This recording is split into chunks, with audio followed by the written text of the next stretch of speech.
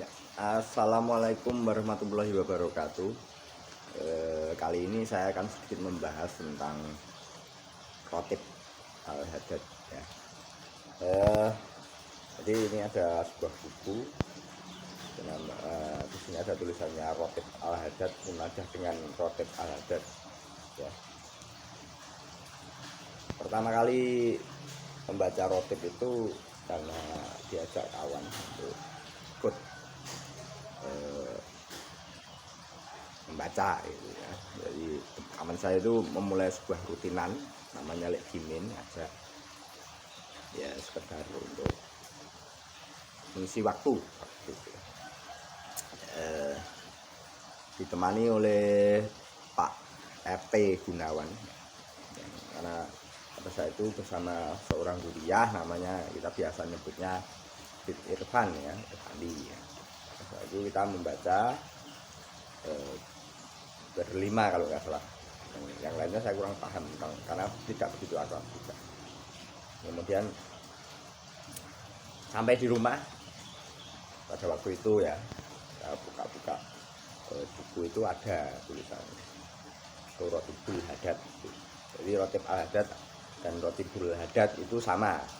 Kemudian yes, kita niatnya belajar itu aja, baca. Nah, ini sudah kurang lebih 1 tahun saya mempelajari tentang Khatib ini. Nah, ternyata di sini ada kaitan antara keluarga dengan Khatib ini ya. Karena ternyata setelah saya cari-cari, waktu itu tanpa sengaja saya mendapatkan sebuah berkas ya dari salah satu saudara jauh ya, mungkin karena urutan silsilah ya, di sini. Nah, ini sebenarnya bentuknya digital tapi kemudian saya cetak ya. Nah, dari jalur ini ternyata ada kaitan dengan keluarga, sejarah keluarga. Jadi salah satu simbah kami itu dari di sini tertulis Raden Mas Syarif Alwi Al-Haddad, di mana beliau memperistri Bandoro Raden Ayu Syarifah Sinah ya, dari Banten, dari Sultan Banten ya, yang menikah kemudian melahirkan seorang putra bernama Raden Mas Abdurrahman ya. Raden Mas Abdurrahman ini tinggalnya di Pajang ya, Pajang. Nah, dari Raden Mas Abdurrahman ini kemudian melahirkan Raden Ayu Waspiah Imampuro. Nah, ini simbah kami ini. Nah, dari sini kemudian turun lagi hingga jadi Raden Ayu Waspiah Imampuro ini putri ya, menurunkan Raden Mas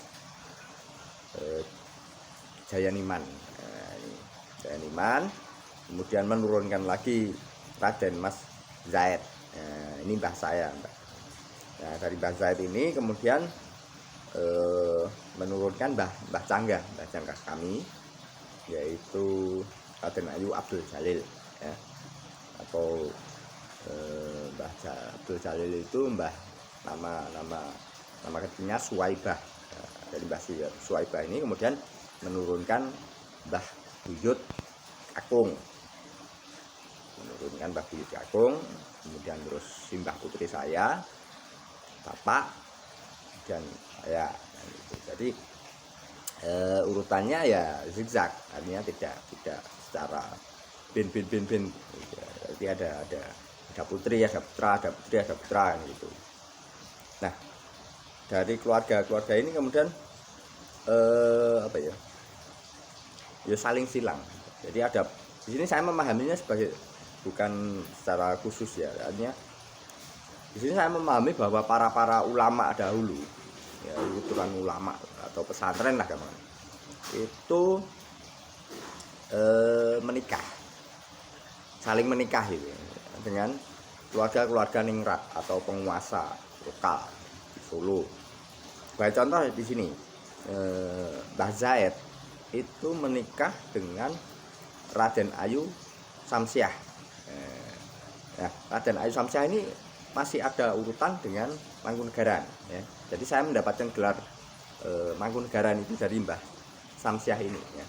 Ini dibuktikan dengan surat. Ya. Dimana memang sudah saya dapatkan ya, tahun 2019 yang lalu ya. Jadi ada surat atau buku tepatnya, buku pengukuhannya di sini. Jadi ada buku pengukuhan.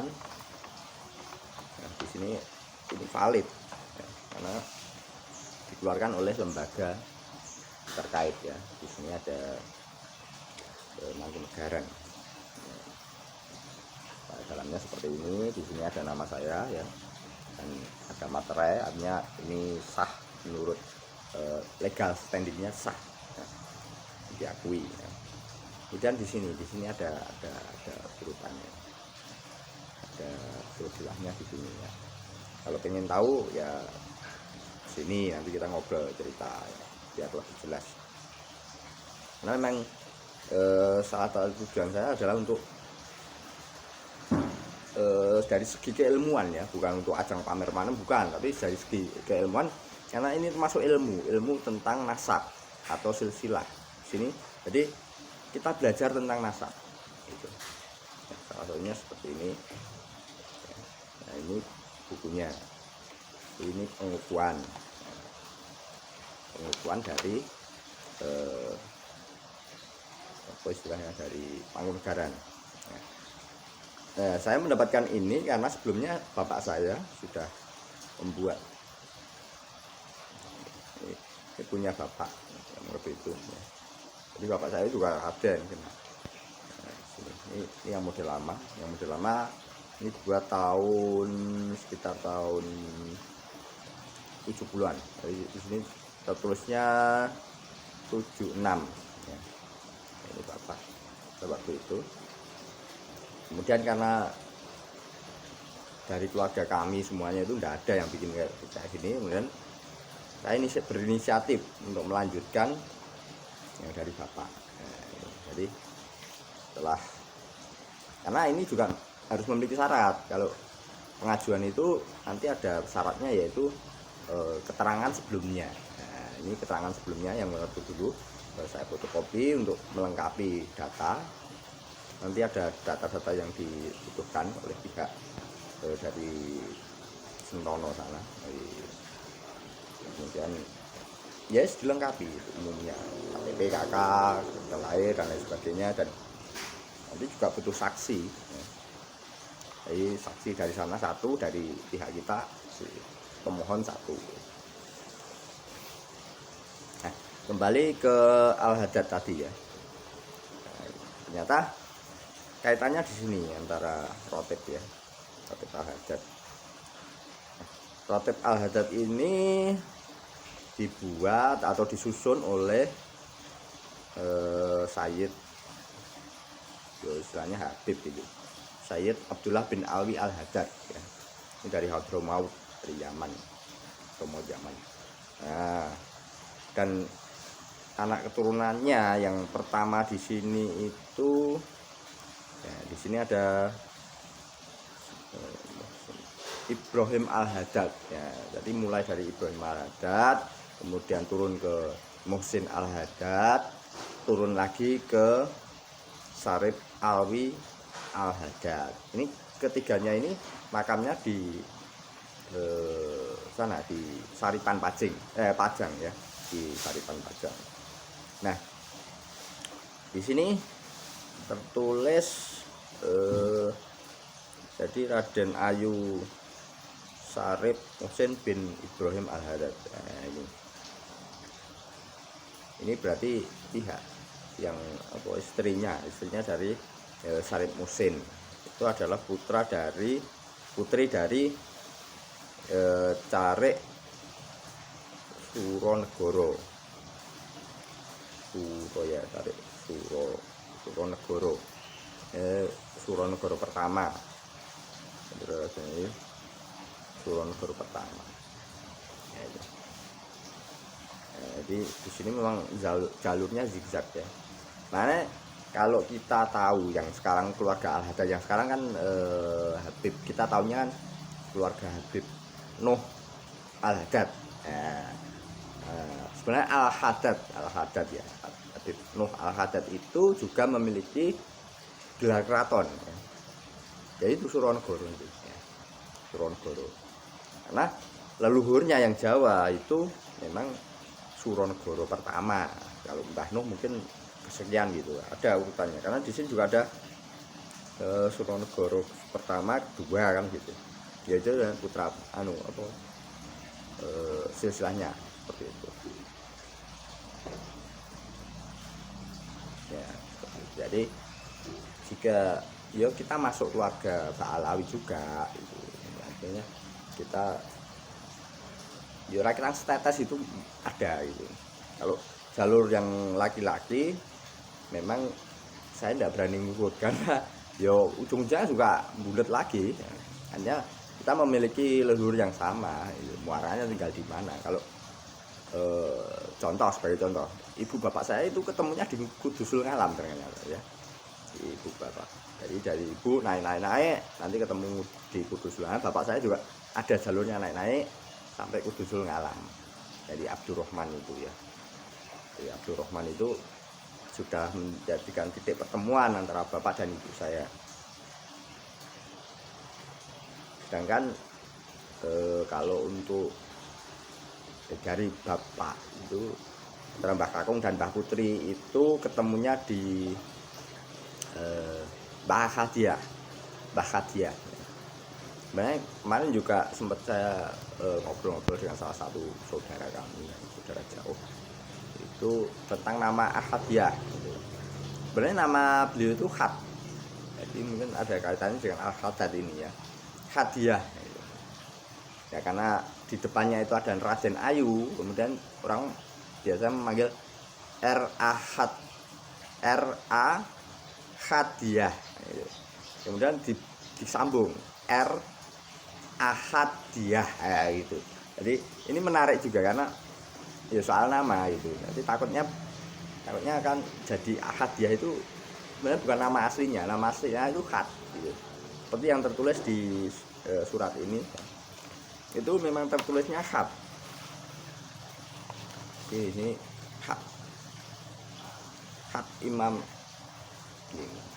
Imam Rozi. Di sini ada tulisannya Raden Khat Imam Rozi. Ini bukan Ahadiah, dari Raden Ayu Khat Imam Rozi ya itu. Kemarin sempat saya debat juga, agak debat gitu antara namanya Ahadiah atau Khat kan gitu. Kalau sesuai ini ya tulisannya Khat, bukan Ahad tapi Khat, Hadiah. Nah, karena lafaz Khat ini saya curiga aja, jangan-jangan memang ada kaitan dengan ini ya, dengan Al-Haddad. Ini sebenarnya bacanya Al-Haddad, Haddad itu. Tapi kalau ketulis huruf Latinnya, ini orang membacanya Al-Haddad. Nah, sebenarnya pelafalan atau cara bacanya itu Had ya. Al-Haddad. Nah, ini pentingnya di sini. Had ya. Ha ya, ha. Seperti nama saya itu juga pakai ha. Nur Khalid, bukan Ho gitu. Tapi sering kali dibaca Ho. Nur Khalid ya, ini karena tulisannya seperti ini ya. Jadi misalnya Nur Ha, ini maksud keluar bapak dulu itu Khalid gitu.